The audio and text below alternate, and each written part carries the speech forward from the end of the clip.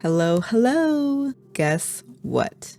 I just finished the knitting on a sweater design that I started in 2019, completely unraveled and restarted in 2020. Redid the neckline more times than I remember, or maybe more times than I would like to remember. And I have been determined to not bring this into 2024 as a work in progress.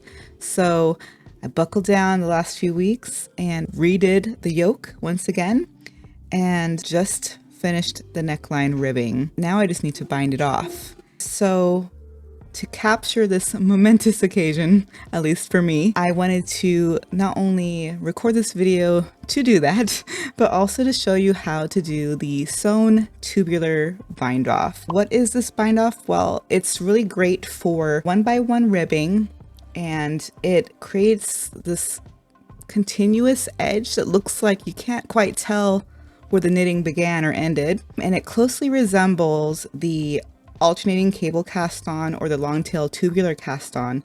So it's a great finish for if you used either of those cast ons at another part of your project.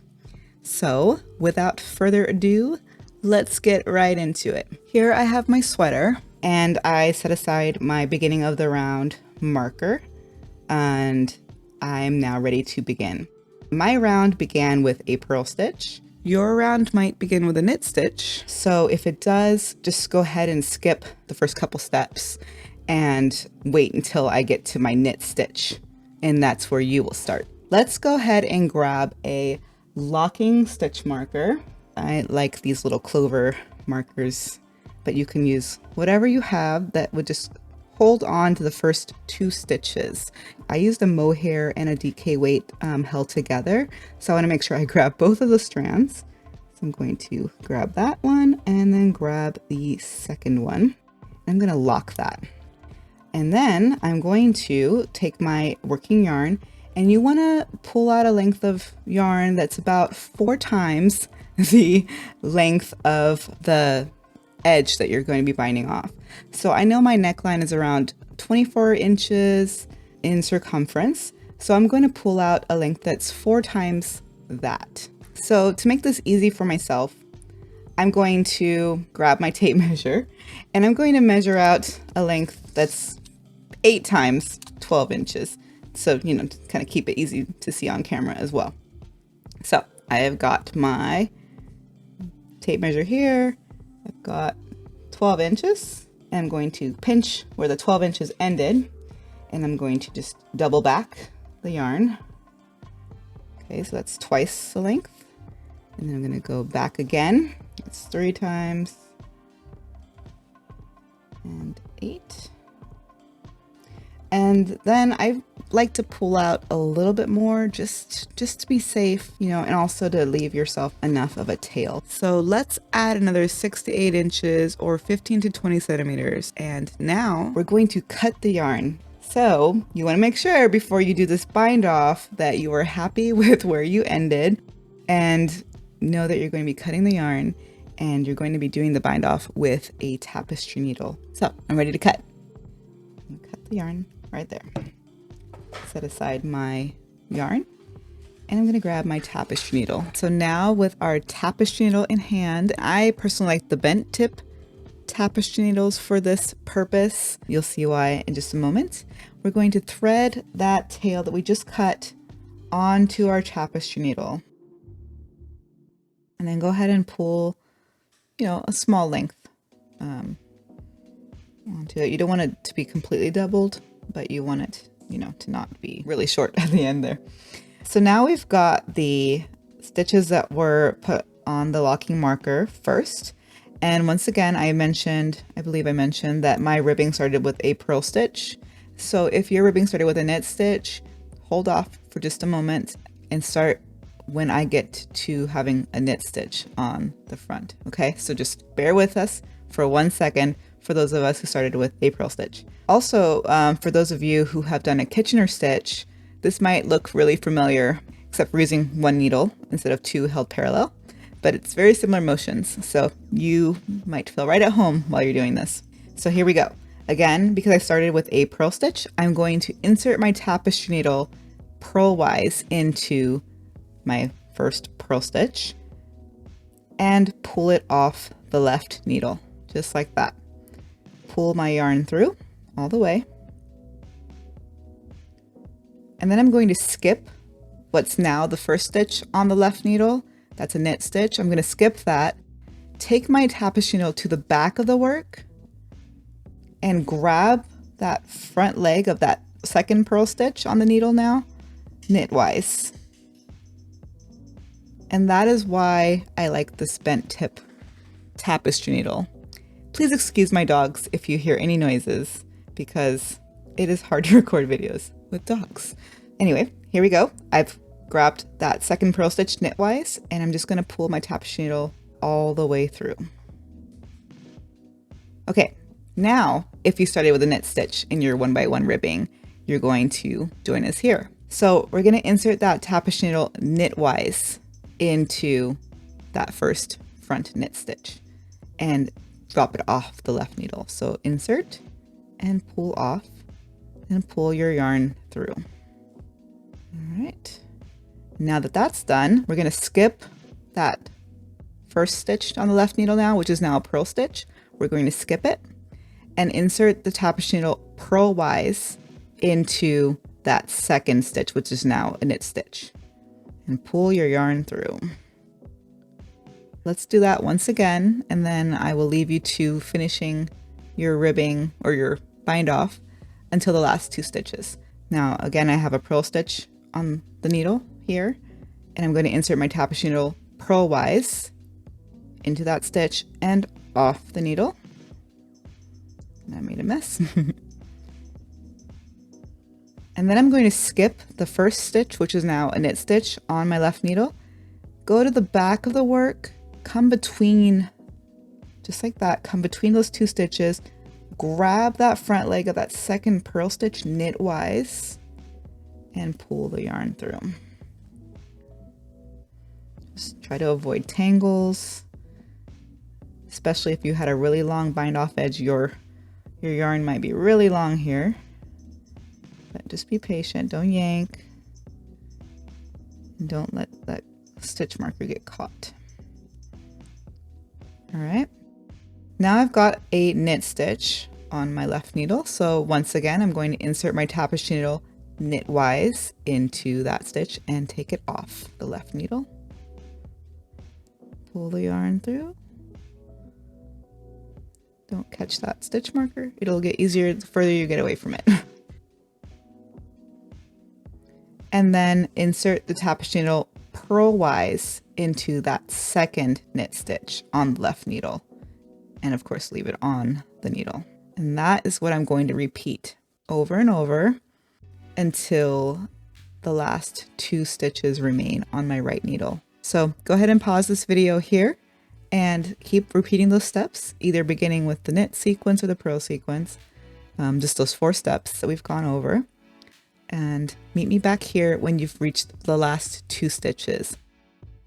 I just wanted to quickly show you how to tell where you were in the bind off. You know, if you had to put your knitting down, which we do sometimes. So here I am about to start the sequence where I need to insert my tapestry needle knitwise into that knit stitch, pull it off. But you can see if you turn the work slightly to the back, you can see my yarn is coming out of that second stitch. So you know that I ended with the knitwise into a purl. And now I need to do the knitwise into the first knit stitch. And I'll do that again here, knitwise into the first knit stitch and off the needle, pulling the yarn through, of course. Okay, and so now let's say I put my knitting down here. You can see my yarn is coming out of that stitch there. And my first stitch now is a purl stitch. So now I need to finish that knit sequence by putting my tapestry needle purlwise into that second knit stitch on the needle. And once again, you can see now when you look at your work, if your yarn is coming from the second stitch on the left needle, then you need to move back to the first stitch on the left needle, which of course now is a purl stitch. So then I'll need to insert my tapestry needle purlwise into that purl stitch and take it off. So that's just how you can tell where you are. And also here you can kind of start seeing the bind off take shape. So again, it looks like it just kind of rolls over the edge there. I'm going to keep going until I reach my last 2 stitches, and I'll meet you back here soon. Okay, so now I'm coming up on the last 2 stitches of the round. And if you've made it here, congratulations. I know this bind off takes a lot more time than a typical bind off, but it's so polished and beautiful that it's definitely well worth it. So here we go. I've got 2 stitches left. Got my 2, and then I've got my stitch marker that we placed at the beginning. And so now you'll see again that I have a purl column here. And so I'm going to slip that first stitch off the needle purlwise because it's a purl stitch. And then I'm going to go behind this stitch, and then in the first stitch on my marker, treat that as if that's that second purl stitch on the left needle. So it's going to be a little fiddly here. We're going to go behind this stitch on the left needle. We're going to insert our tapestry needle into that stitch knitwise, just like we would if it were on the needle, and pull the yarn through. And then we're going to come back here to the stitch on the left needle and slip it off knitwise, because again, it's a knit stitch. Slip it off knitwise. Put your needle to the side. Skip the first stitch on the marker and insert our tapestry needle purlwise into that second stitch on the marker, which is a knit stitch. Here's how to do the jogless finish when the first stitch of your round was a knit stitch, like mine was on this project. So once again, I'm at the last 2 stitches of the round. My first 2 stitches are on the locking marker, and I'm ready to do my final 4-step sequence for this project. So because my last step was inserting the tapestry needle knitwise into that second purl stitch on the left needle, I'm now going to go back to my first knit stitch here, and I will simply slip it off the needle knitwise with the tapestry needle. And then I'm going to pull up that locking marker, and we're treating these 2 stitches as if they're still on the needle. So now I'm going to skip the stitch on the needle, and I'm going to insert my tapestry needle purlwise into that first stitch on the marker and pull that through. And now I've got a purl stitch remaining on the left needle. So I'm going to insert my tapestry needle purlwise into that stitch and off the left needle. And I will set aside my needle here. And then this next part is a little fiddly, so you're going to want to pull those stitches up on your marker and insert your tapestry needle between them, much like you would have if they were on the needle, and grab that front leg of that second purl stitch knitwise if you can. And again, a bent tip tapestry needle is so helpful for this, but it is a little fiddly, so just take your time. Looks like I got it. And then we're going to pull it through. And there we have it. We're going to now remove this marker here because we found off all of our stitches. And you can see now, because we did that with the stitches on the marker, it's got a nice jogless join there. So let's bring that yarn to the back.